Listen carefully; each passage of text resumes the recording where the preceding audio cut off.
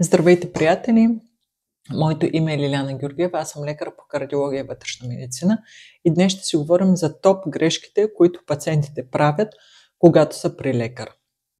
Първата грешка е, че отговарят с да и тогава, когато не разбират какво им казва лекаря. Моля ви, когато разговаряте с лекар, ако не разбирате нещо, задайте въпроса за втори, за трети, за четвърти път. Не се срамувайте, не трябва да ви бъде неудобно, не трябва да се стеснявате. Винаги казвам на моите пациенти, не е във вас проблема, проблема е в мен, че не съм ви обяснила достатъчно добре. И ако не сте разбрали, много е голяма вероятност самия лекар да не ви е обяснил достатъчно добре. Смятам, че с пациенти трябва да се говори с възможно най-лесен език, какво им има. И най-важното, тогава когато вие разберете къде е вашия здравословен проблем, тогава вие ще се грижите много по-добре за себе си. Това е моят съвет за вас. Не се стеснявайте, питайте. Втора грешка, която пациентите правят е: вземете един лист хартия и на този лист хартия напишете кои хапчета взимат вашите близки или самите вие. Като например аспирин 100 мг, сутрин 1, обед и вечер 0. Кандазартан 16 мг, сутрин 1, на обяд 0, вечер 1.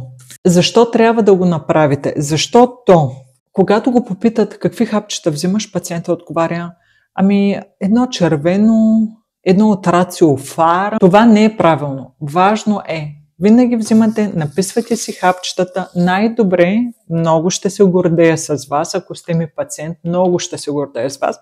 Ако си напишете отдолу диагнозите и, например, диабетис, само с една дума, не трябва да обяснявате твърде много.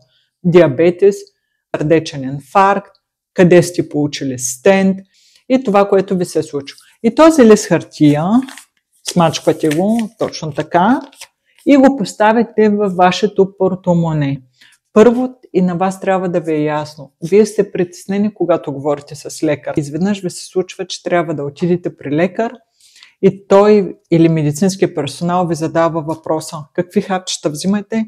И не само, че сте притеснени, не само, че имате оплаквания, на всичкото отгоре трябва да се сетите какви хапчета взимате.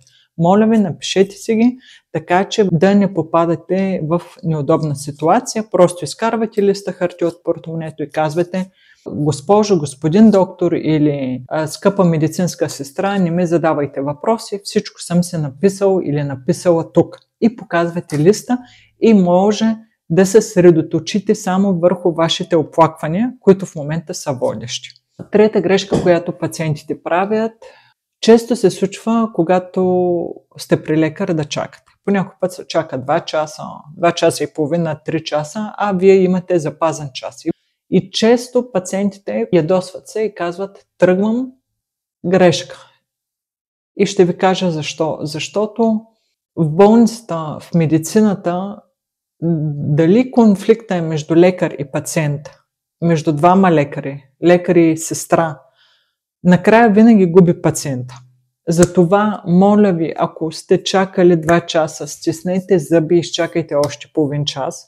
Знам, че е отвратително, знам, че не ви е приятно, знам, че сте бесни и ядосани, знам, но ако тръгнете, не само, че си губите часа, не само, че на вечерта няма да спите спокойно и че трябва на следващия ден отново да звъните в болницата, да запазите час и да чакате 3, 4 или 5 седмици, за да получите отново час и пак ще чакате и в крайна сметка вие губите ценно време. Четвърта грешка, която пациентите правят: да сменят постоянно лекаря си. Нямам нищо против, ако не се разбирате с един лекар, да, сменете лекара, но моля ви, важно е да си имате ваш домашен лекар. Важно е, ако имате нефрологичен проблем, да си имате ваш нефролог. Важно е, ако имате кардиологичен проблем, да си имате ваш кардиолог. Защото ако постоянно сменяте лекарите, първо, те не ви знаят историята. Второ, всеки път, когато отидете при нов лекар, трябва да му разказвате: аз имам алергия, в семейството ми всички са здрави или пък този и този е болен. И цялата история, всеки път от начало трябва да я разказвате. И вижте, самите лекари ние За да разберем как е един пациент, често ни помага и сравнението. Има абсолютни критерии, които просто виждаме пациента и преценяме, окей, този пациент не е в добро състояние, но когато един пациент го познаваме с годините, първо, че има една връзка между пациента и лекарът. Второто, което може да си представите, окей, аз познавам господин Георгиев и в момента виждам, че той не се чувства добре, той е много по-различен, отколкото преди 6 месеца. И това е като червена лампа за нас и ние знаем, че пациентът трябва да бъде прият.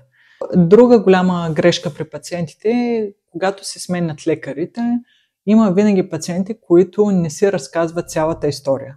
Тоест отиват при един лекар и разказват само за една част от здравословните си проблеми, пък останалите ги прикриват. И проблема е, че ако взимат повече хапчета от това, което разказват, може би, когато новият лекар или колега им предпише още нещо, тези хапчета не могат да се взимат заедно. И още една точка, която мисля, че е много важна, е само пациентите, които дълго време чакат у дома, дълго време търпят болки. Това са и пациентите, които след това биват реанимирани, които изведнъж, като отворим вратата от дома, вече са починали от 24-48 часа. Тези пациенти, които винаги казват, аз имам оплакване, аз не се чувствам добре, аз трябва да отида на преглед. Това са пациентите, които са реално в много по-добро състояние и живеят до 90-95 години. И тук, тъй като говоря на български и говоря за български пациенти, искам да кажа с моя опит. В Германия винаги повечето пациенти от Източна Европа или от Русия са много издържливи, защото за да се съгласят да влязат в болница или да отидат при лекар, то наистина не са добре. Винаги има така по няколко изключения, но в повечето случаи са наистина болни хората.